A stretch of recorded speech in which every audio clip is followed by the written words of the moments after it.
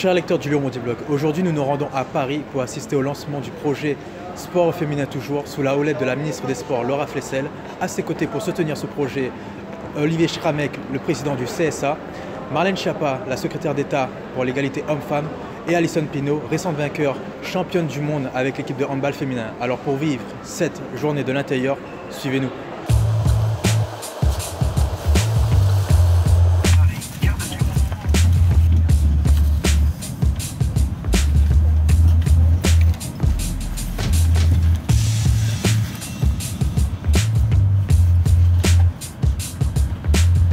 Ce lundi 5 février se tenait le lancement de la 5e édition du sport féminin, j'ai nommé Sport féminin toujours.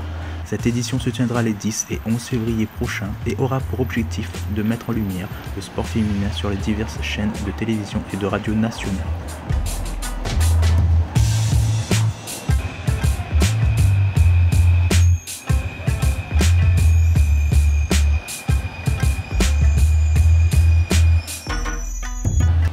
Aujourd'hui, la place de la pratique féminine sportive dans les médias est au centre des attentions du Conseil supérieur de l'audiovisuel, qui n'a recensé qu'à 7% le volume horaire total de retransmission d'événements sportifs féminins à la télévision.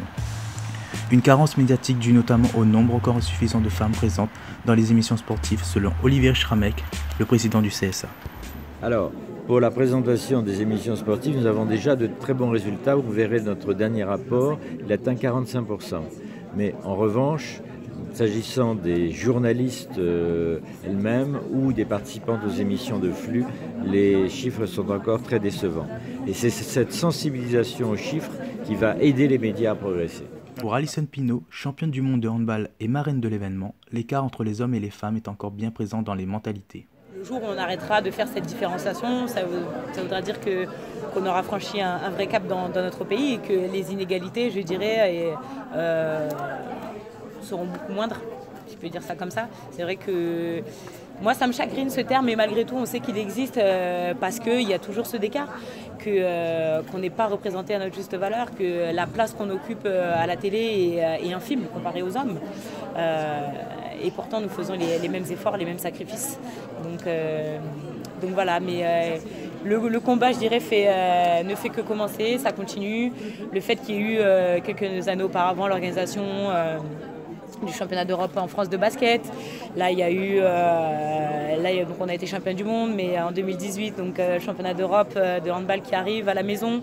Et puis après, la Coupe du monde de foot féminin, de foot. Donc tout ça, je dirais, ça permet de rester au devant de la scène, de toujours, je dirais, véhiculer, de rester dans le paysage, si je peux dire ça comme ça, pour dire qu'on est là, que nous aussi on existe et que les gens justement s'intéressent à nous malgré tout.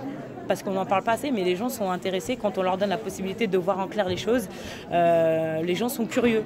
Voilà. Une marraine qui s'est dit tout de même fière de représenter cette opération. Très fière et très heureuse forcément d'être désignée marraine de cette opération, d'autant plus par Madame la Ministre. C'est un rôle qui me tient beaucoup à cœur, pas du tout d'appréhension, mais surtout beaucoup de bonheur de pouvoir faire entendre quelque part mon message et cette envie de s'investir, de grandir, je dirais, en tant que figure du sport féminin.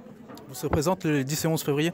Je ne pense pas, non, malheureusement, parce que en tant qu'athlète professionnel, j'ai aussi mes obligations avec mon club et j'ai aussi un calendrier très chargé de matchs avec des matchs tous les 3 jours. Donc je joue en semaine et le week-end, donc c'est vrai qu'il est compliqué d'être toujours là à tous les événements. Merci à vous.